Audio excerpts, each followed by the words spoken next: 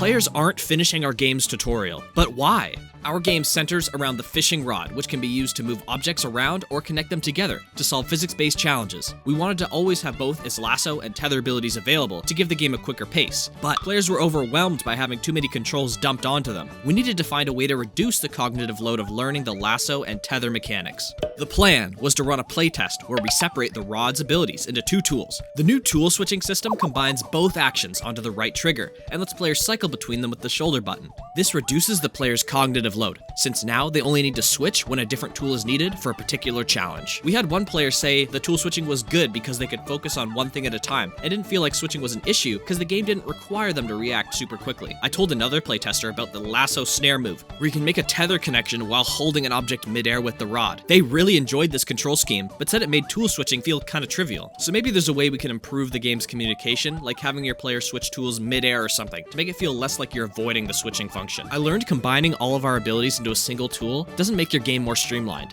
In some cases, it can make it more confusing. Separating into multiple tools helps players focus on one thing at a time, where they must make a conscious choice to switch to a certain tool when needed. And we were still able to keep the ability to use both tools at once as an optional move. So once players are comfortable with using the tools separate, they can start using them as one.